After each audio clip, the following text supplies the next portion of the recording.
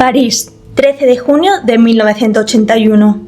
Issei Sagawa para un taxi y se sube a él junto con 2 maletas. Si bien parecía que iba de viaje, su trayectoria solo duraría varias manzanas, ya que se dirigía a un parque cercano de la zona.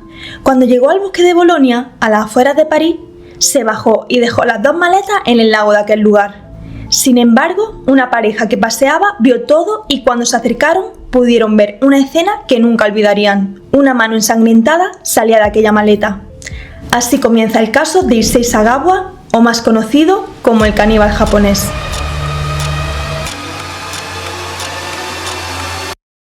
Mientras la policía llegaba al lugar donde se encontraban las maletas, Issei huyó y estos empezaron la investigación. Lo que contenían aquellas maletas era muy duro de ver.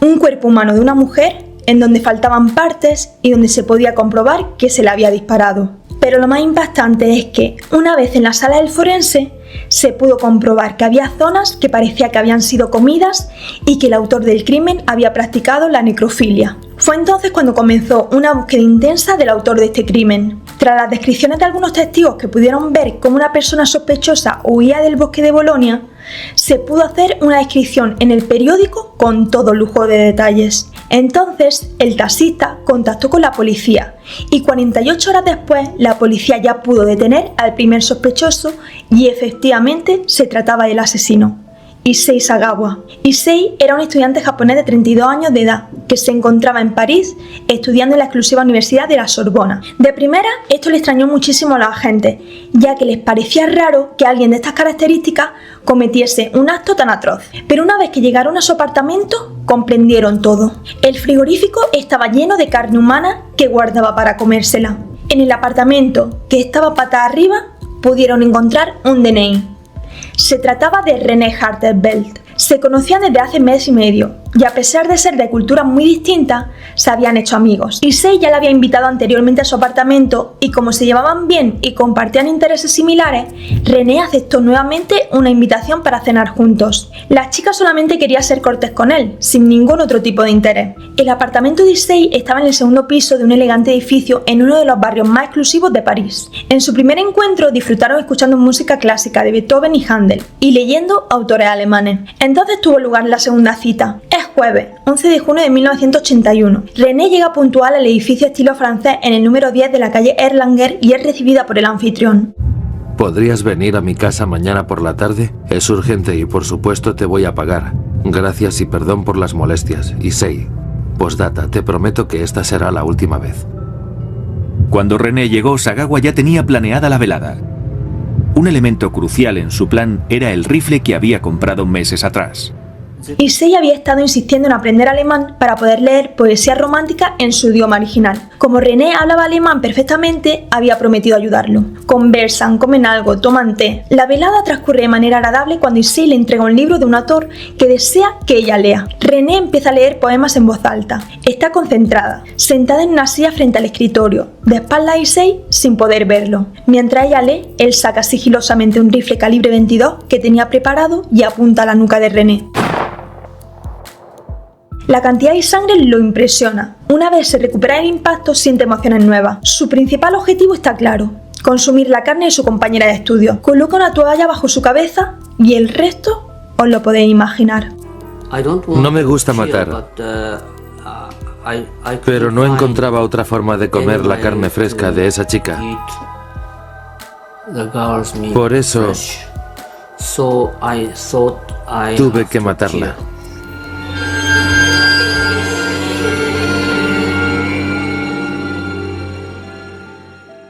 Tras este suceso, todos los medios internacionales se hacen eco de la noticia y empieza a salir en todas las televisiones y periódicos. Issei Sagawa fue llevado a prisión a espera de juicio, mientras su padre, Akira Sagawa, al enterarse de lo que su hijo había hecho, viajó a Francia y contrató a uno de los abogados más prestigiosos del país. Y no era la primera vez que salvaba a su hijo. Cuando Issei tenía 24 años, ya tenía tendencias caníbales y un día, tras terminar las clases en la Universidad de Waco, donde estudiaba literatura, persiguió a su profesora a casa. Y horas después, mientras ella dormía, Se coló por una ventana y decidió golpearla para dejarla inconsciente y poder morderla. Pero por suerte, el golpe no fue muy fuerte y ella pudo reaccionar y escapó. En ese momento, su padre, a golpe de talón, logró que la profesora no lo demandara y por tanto no fue arrestado. Volviendo a París, los análisis a los que fue sometido determinaron que tenía problemas psicológicos. En lugar de ser encarcelado, fue internado en el hospital psiquiátrico Paul Giraud de París. 2 años después de su detención, el juez lo declaró demente y por tanto incapaz de ser juzgado como una persona normal. Con este argumento, Issei Sagawa evitó la prisión de por vida. Esto fue un hecho increíble, ya que incluso llegó a decir en la cara del juez que desde hacía tiempo tenía ganas de comerse a René. La sociedad estaba conmocionada por el caso. Un periodista de la revista Paris Match fue arrestado por publicar fotos del cadáver mutilado y desmembrado de René. La opinión pública se mostró indignada tanto con la prensa como con la justicia. Además, los franceses protestaban porque no querían pagar con sus impuestos la estancia del sádico inmigrante japonés en hospitales psiquiátricos. Unos meses después, Issei enfermó en el psiquiátrico y fue trasladado a un hospital donde un médico le diagnosticó encefalitis avanzada, pronosticando que tenía pocas semanas de vida. Sin embargo, una vez más, el destino le dio una oportunidad. El padre de Issei, un hombre poderoso y con mucha influencia, aprovechó la situación y con la excusa de la enfermedad terminal de su hijo, consiguió que en 1986 y con la ayuda de la embajada de su país, Issei fuera rápidamente trasladado a una institución psiquiátrica en Tokio. Deportado e ingresado en el hospital psiquiátrico Masuzawa, mejoró rápidamente de su dolencia física, contrariando los malos pronósticos de los médicos franceses. Lo que Issei tenía no era más que una inflamación intestinal. Unos meses después, en su propio país, su padre logró su libertad total. Lo más impactante es que los 5 psiquiatras que lo evaluaron en Japón concluyeron que era una persona completamente cuerda que debía ser legalmente condenada por sus actos. Sin embargo, la justicia francesa rechazó la solicitud de las autoridades niponas para entregar los archivos del caso por el cual Issei había sido exonerado y ya no enfrentaba cargos en Francia. Alegaron que el juez francés no tenía derecho a cederlo. Por lo tanto, en Japón no pudieron hacer nada para encarcelar a Issei. Después de 13 meses en el psiquiátrico japonés, el director del lugar, harto del asedio de la prensa y convencido de que Issei no estaba loco y ningún tratamiento podía beneficiarlo, decidió que su estancia en el lugar debía concluir. La burocracia legal de ambos países terminó garantizando la libertad de Issei y su vida posterior sin castigo alguno. La justicia para René nunca llegó. La familia de Issei continuó haciéndose cargo de él, mientras su padre, quien había tenido que renunciar a su trabajo debido al revuelo del caso y casi se había quedado sin dinero por asistir legalmente a Issei durante tantos años, gestionó un cambio de identidad para su hijo. Su historial quedó prácticamente limpio, permitiéndole comenzar una vida normal en Yokohama. Sorprendido por este nuevo giro del destino, Issei Sagawa vio la oportunidad de lucrarse con su espantoso pasado. Desde su confinamiento en la Santé, Francia, Sagawa había notado la fascinación que su crimen despertaba. Un día leyó en el periódico que una productora cinematográfica japonesa quería llevar su historia al cine, con el prestigioso dramaturgo y escritor Juro Kara. Decidió involucrarse en el proyecto y le escribió una carta a Kara, ofreciendo su versión de los hechos. Durante 3 meses intercambiaron correspondencia, sin embargo, la comunicación cesó abruptamente. 3 meses después, Sagawa descubrió por qué. Kara había publicado sin su autorización una novela titulada La Carta de Sagawa, que mezclaba su caso con ficción. El libro se convirtió en un bestseller y ganó el premio Akutagawa, la mayor distinción literaria de Japón, en 1982. Sintiéndose traicionado, Sagawa decidió que no necesitaba a nadie para contar su historia. Después de todo, él era el protagonista y además escribía bien. Decidió escribirlo él mismo. Poco tiempo después, recibió la visita del escritor y traductor Inuhiko Yomoto, quien le entregó un manuscrito incompleto para que lo ayudara a publicarlo. En septiembre de 1983, su texto sin terminar y sin su aprobación fue publicado en Japón bajo el título En la niebla.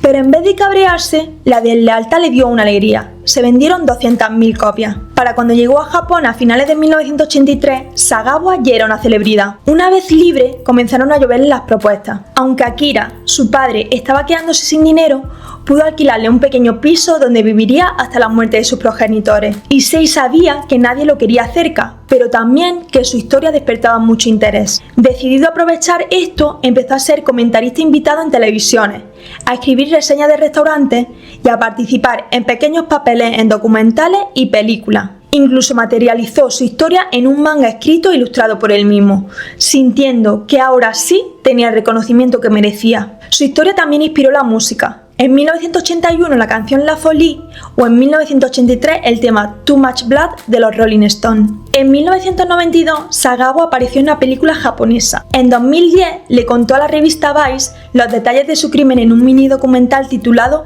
Entrevista con un caníbal, con detalles tan espeluznantes como su confesión a la policía años antes. Además, realizó pintura y escribió un libro sobre el asesino en serie de niños de Kobe. Sagawa se consideraba a él mismo un artista. En 2013 sufrió un derrame cerebral que casi le costó la vida y le dejó secuelas permanentes. Posteriormente tuvo 2 infartos y en 2015 fue diagnosticado con diabetes. Pero aún así e increíblemente seguía inspirando a artistas como la dramaturga y directora española Angélica Lidl, que en 2016 estrenó la obra ¿Qué haré yo con esta espada?, inspirada en él y en el atentado del teatro Bataclan en París. En 2017 se estrenó un nuevo documental sobre su caso titulado Caníbal, el cual fue presentado en el Festival de Cine de Venecia. Aunque recibió elogios, también fue duramente criticado por su inmoralidad y contenido repugnante. La realizadora de la película fue Verena Parabel, una cineasta de renombre y profesora en la Universidad de Harvard. La película incluye primeros planos y perturbadoras confesiones del homicida en estado de alineación mental, mientras dialoga con su hermano Jung. Verena comentó a la prensa que tanto ella como su codirector estaban profundamente disgustados por los hechos, pero también fascinados y deseosos de comprender la conducta de Issei Sagawa. Issei Sagawa llegó a aceptar roles extravagantes en televisiones y en películas pornográficas. En una patética incursión en el cine para adultos, protagonizó una escena donde le confiesa a la actriz con la que acababa de tener relaciones sexuales quién era realmente y qué hizo en su pasado. Una y otra vez, la olvidada René era revictimizada por su asesino. En una de sus muchas entrevistas, siempre bien remuneradas, Issei declaró que le hubiera gustado recibir la pena de muerte. La muerte era su única esperanza. Quería morir sufriendo y le hubiese gustado ser asesinado por una mujer hermosa. Esa era su fantasía. Aunque se había prometido no volver a matar, sus deseos antropofágicos le causaban grandes perturbaciones y advirtió que temía que su canibalismo pudiera resurgir. Aunque Issei siempre alegó desconocer el origen de su perversión, se animó a atribuírsela a 2 posibles motivos. El primero podía ser un juego infantil que realizaba su tío Mitsuo Sagawa, un popular cantante y actor japonés, cuando él y su hermano menor Jun eran pequeños. Mitsuo jugaba a ser un gigante que venía a devorarlos, y Akira, su padre, era el caballero imaginario que debía salvarlos. Los niños no siempre lograban escapar, y cuando perdían, se suponía que la bestia los cocinaría en una gran cacerola. Issei adoraba ese juego. La segunda causa que explicó fue que, debido a su pequeño tamaño, él deseaba y necesitaba comer carne humana caucásica de una chica fuerte, alta y de hombros pálidos, como los de Grace Kelly. Cabe destacar que la actriz y princesa era su amor platónico. Al crimen lo llamó accidente, un accidente que no lo era en ningún caso, ya que lo había planeado a la perfección. Femicida, necrófilo y antropófago. Issei expresó con sarcasmo: yo no quería matar a René, yo solo quería saborear su carne. Me arrepiento terriblemente de haberla matado. Por eso nunca repetí mi crimen caníbal. Sigo fantaseando con comer carne humana, pero nunca volveré a matar. Físicamente disminuido, Issei terminó su vida en una silla de ruedas. Pasó su último año al cuidado de su hermano Jun, aquel que él imaginaba dentro de una gran olla. Murió en Tokio el 24 de noviembre de 2022, a los 73 años, a causa de una neumonía. Su víctima René solo vivió 25 años. De los padres y hermanos de la víctima nunca se supo nada. Quizá solo se escondieron del mundo por el espanto de ver la fama creciente del caníbal, las terribles fotos que publicaban los medios, la incoherencia de los médicos y la inacción de la justicia. El mundo, una vez más, funcionó al revés. Issei Sagawa, el caníbal confeso, vivió como una celebridad hasta viejo en completa libertad. Y hasta aquí el caso de hoy. Dejadme en comentarios vuestra opinión y nos vemos en el próximo vídeo.